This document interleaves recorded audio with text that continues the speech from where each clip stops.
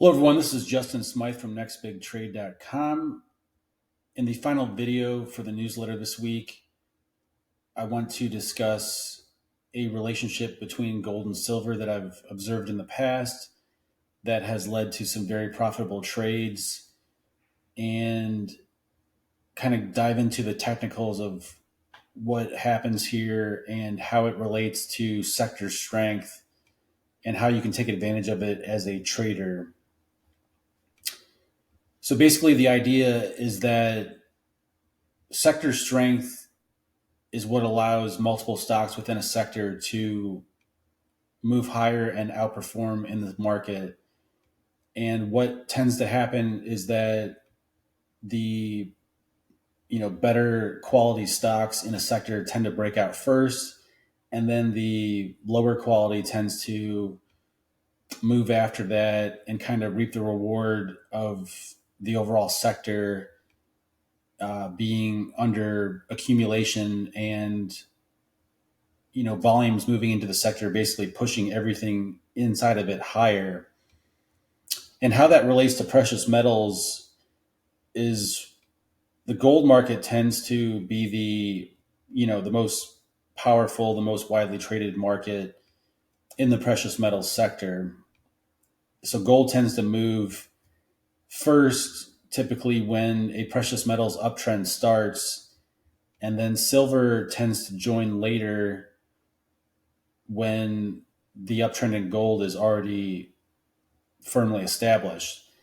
And since gold and silver are extremely tightly correlated, uh, perhaps even more than any other stock, really, because all they are is precious metals uh, that share similar qualities that make them, similar things on the periodic table. They're very closely related, and therefore you really can't get a better relationship where one thing is going to drive another thing higher than this sector. So what you can do then is when you see gold transitioning into a new uptrend, you can buy into silver earlier because gold is basically going to confirm the uptrend in precious metals and eventually drive silver higher. So silver allows you to buy into a precious metals uptrend earlier because it tends to move later, and then silver tends to outperform.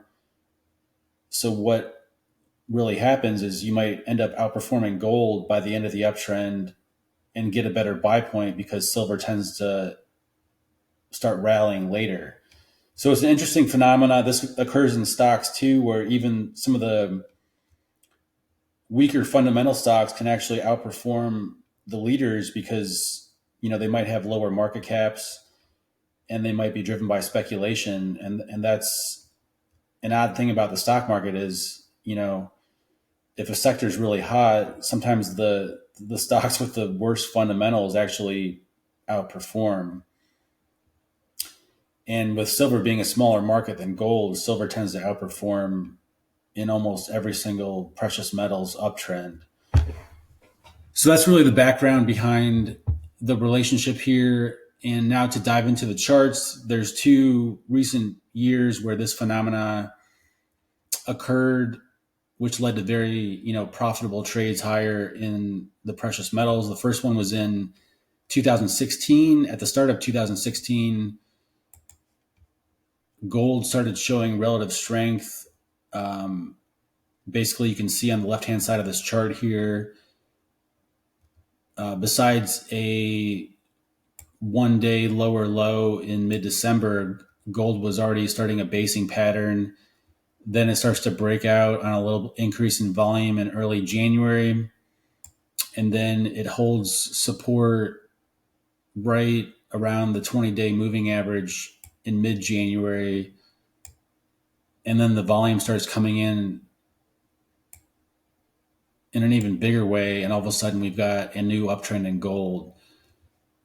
So gold quickly transitioned from being in a downtrend basing to then blasting off higher for the first half of 2016. And the relative strength against the S&P 500 was another way that gold was signaling that it was going to start, being a major market to trade here.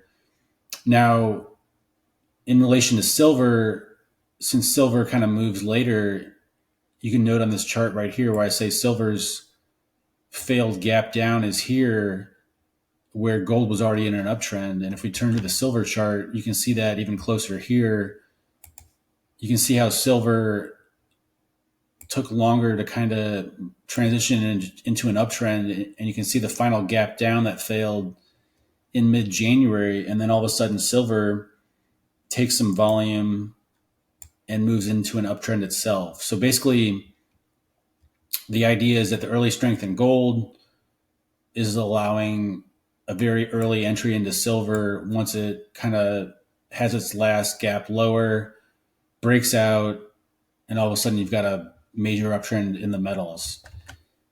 A similar thing happened in 2019, where all of a sudden in the middle of the year, gold starts basing, showing some relative strength against the S&P 500. And then all of a sudden in late May, you get a gap up higher on massive volume and gold breaks out into a major stage 2 uptrend, which lasted over a couple months. You can see the volume coming in even after the breakout in June. And then turning to silver,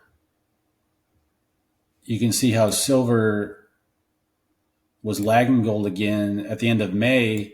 It's actually making a low right at the end of May, right where gold is breaking out.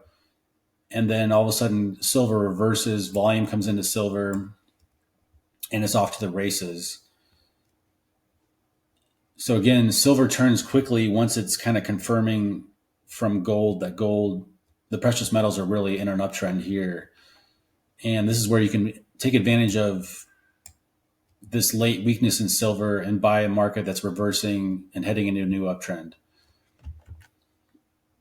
Now, the current market is a lot different than these examples in one specific way, and that's where the relative strength for gold against the S&P 500 continues to decline here. And in those other examples, we saw, if we jump back to 2019, we saw relative strength coming in before the breakout. So that's a missing ingredient from the current market.